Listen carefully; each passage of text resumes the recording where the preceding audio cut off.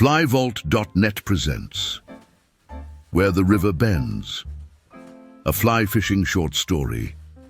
And now, Where the River Bends. In the midday sun, the punctual train arrived in Zanesville, Ohio, its horn stirring the imagination of a young boy dreaming of the Wild West, the train's ultimate destination in 1875.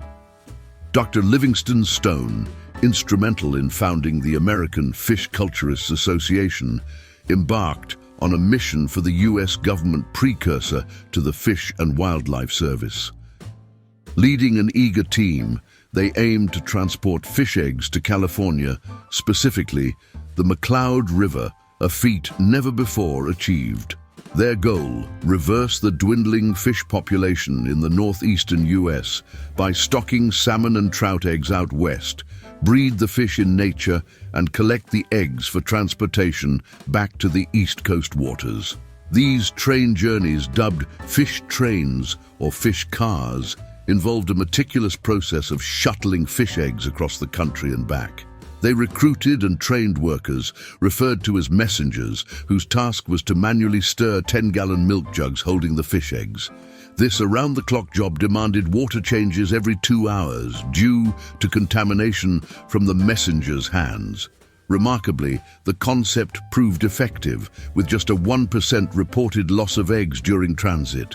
This initiative saw immense success, ultimately resulting in fish transplantation across the entire continental U.S. The White River in Arkansas emerged as an especially advantageous habitat where transplanted fish thrived, continuing to flourish well into the modern era. By the 1880s, the successful operation led by Dr. Stone and his contemporaries caught the attention of the New Zealand acclimatization societies, seeking aid for their struggling freshwater fisheries. Overfishing, coupled with a burgeoning population, had severely impacted New Zealand's freshwater fish. The West Coast fish hatcheries were producing rainbow and brown trout at an impressive rate, prompting the decision to apply this knowledge by shipping trout to replenish New Zealand's depleted fish populations.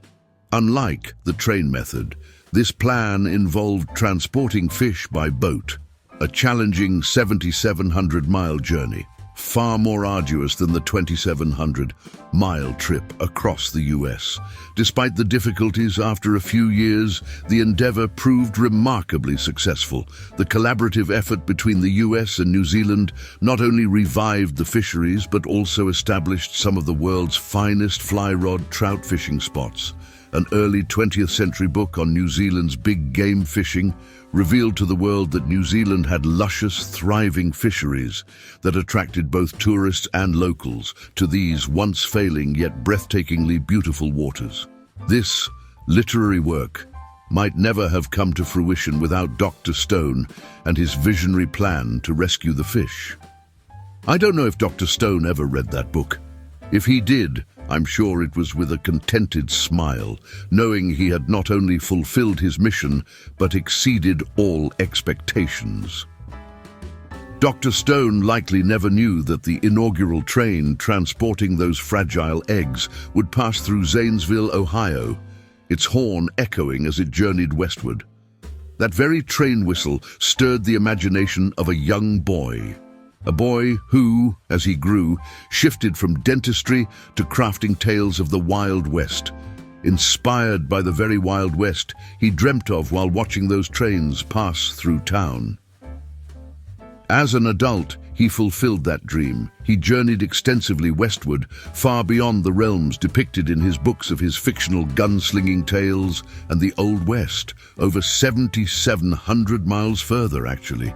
He penned that journey into a book, highlighting the remarkable fishing grounds of New Zealand and ultimately inspiring millions to visit over the decades. The book, The Tales of the Angler's El Dorado, written by a boy who wanted nothing more than to travel west. But the world came to know him as Pearl Zane Grey, the author of stories like American Frontier and Riders of the Purple Sage.